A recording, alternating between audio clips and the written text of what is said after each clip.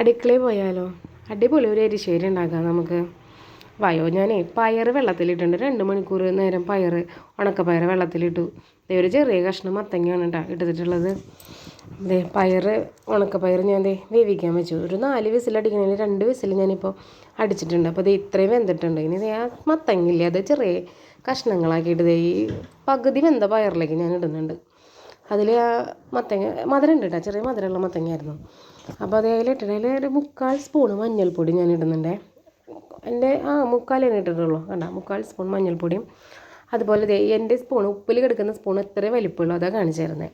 ഇതുകൊണ്ട് ഞാനൊരു 3/4 സ്പൂണ് ഉപ്പ് ഇടുന്നുണ്ട്. 3/4 1.5 സ്പൂൺ ഇട്ടിട്ടുണ്ട് ഉപ്പ്.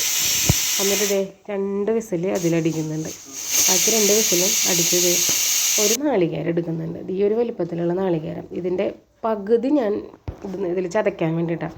ചതയ്ക്കാൻ വേണ്ടിയിട്ട് മിക്സിയിലേക്ക് ഒരു 5-6 ഉള്ളിയും ഒരു 5-8 പച്ചമുളകും ചെറിയ ജീരകം ഇട്ടിട്ട് ഒന്ന് ചതച്ചെടുക്കുന്നുണ്ട് ആദ്യം.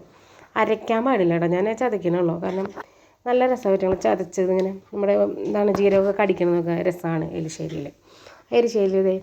ഇത്രയും ചതഞ്ഞപ്പോൾ ഞാനൊരു എൻ്റെ കൈ വെച്ചിട്ട് ഒരു 4, അതായത് ആ നാളികേരത്തിൻ്റെ പകുതി നാളികേരം ഇട്ടിട്ടുണ്ട്. ഒന്ന് ഇതുപോലെ തന്നെ ഒന്ന് ചതച്ചെടുക്കാൻ വേണ്ടിയിട്ട്. അരയാൻ പാടില്ല. അപ്പോൾ നമ്മൾ എന്ത് ചെയ്യണം, ചതച്ചെടുക്കണം, കറക്കിയെടുക്കണം, ഒറ്റ കറക്ക്. അത് മത്തങ്ങയും പയറും നല്ല അടിപൊളിയായിട്ട് വെന്തിട്ടുണ്ട്. അപ്പോൾ ഒന്നും കൂടെ ഒന്ന് തിളപ്പിക്കുന്നുണ്ട് ഞാൻ. തിളച്ചയിലേക്ക് ആ ചതച്ചെടുത്ത നാളികേരല്ലേ നമ്മുടെ, ആ നാളികേരം നല്ല അടിപൊളിയായിട്ട് ചേർത്ത് കൊടുക്കുന്നുണ്ട് കേട്ടോ. പച്ചമുളകും എല്ലാം ഒന്ന് രണ്ടാമതൊരു ചതം കൂടെ ആയപ്പോൾ മുളകൊക്കെ അത്യാവശ്യം ഒന്ന് അരഞ്ഞ പോലെ ആയിട്ടുണ്ട് കേട്ടോ. അരക്കരുത്, ചതയ്ക്കണം. അരഞ്ഞ രസമല്ല എരിശ്ശേരിക്ക് എപ്പോഴൊന്ന് ഒരു പകുതി ചതവൽ കെടുക്കണം, എന്നാലാണ് രസം. പിന്നെ അതുപോലെ തന്നെ ഞാൻ എന്ത് ചെയ്തു, ഞാനിതിൽ കറിവേപ്പില ഇടുന്നില്ല. എൻ്റെ കറിവേപ്പ് നില പൊട്ടിക്കാൻ പറ്റില്ല, മരുന്നടിച്ചിട്ടിരിക്കുന്നത്. നിങ്ങൾ കറിവേപ്പിലേക്ക് ഇട്ടോളൂ കേട്ടോ, എന്നാലേ രസം കൂടുക. ഞാൻ കടയിൽ നിന്ന് ഉപയോഗിക്കാറുമില്ല.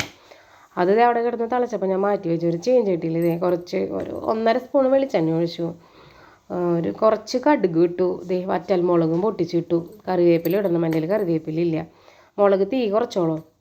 തീ കുറച്ചില്ലെങ്കിൽ മുളക് കരിയും. എൻ്റെ ചെറിയതായിട്ട് മുളകൊന്ന് കരിഞ്ഞു.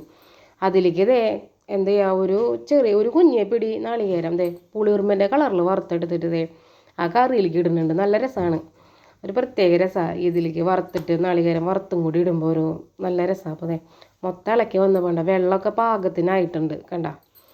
കറിവേപ്പിലയും കൂടി ഉണ്ടെങ്കിൽ കളറും കൂടി ഒന്ന് രസമായേനെ കേട്ടോ. നിങ്ങളുടെ കയ്യിൽ നിങ്ങൾ ഇട്ടോളൂ. എൻ്റെ കയ്യിൽ ഇല്ലാത്തതുകൊണ്ടാണ്, പൊട്ടിക്കാൻ പറ്റാത്തതുകൊണ്ടാണ്. അങ്ങനെ നല്ലോണം ഇളക്കി ഉപ്പൊക്കെ നോക്കി. ഞാൻ ഉപ്പൊക്കെ നോക്കിയപ്പോൾ കറക്റ്റാണ് ഉപ്പൊക്കെ. പിന്നെ ഒരു തരി മധുരം വേണമെന്ന് ചിലർ ശർക്കരയുടെ രച്ചിടും. എൻ്റെ കയ്യിൽ ശർക്കര രച്ച ഉണ്ടായിരുന്നില്ല ഇടാനായിട്ട്. അപ്പോൾ ഞാൻ കുറച്ച് പഞ്ചസാര ഇട്ടു, വളരെ കുറച്ചിട്ട് ഒരു 1/4 സ്പൂണാണ് ഇട്ടിട്ടുള്ളൂ. അപ്പോൾ ഇതൊക്കെ ഇഷ്ടമായെങ്കിൽ എല്ലാവരും ഒന്ന് സപ്പോർട്ട് ചെയ്ത് ലൈക്ക് ആൻഡ് ഷെയറൊക്കെ ചെയ്ത് ഒന്ന് ട്രൈ ചെയ്ത് നോക്കുക എല്ലാവരും.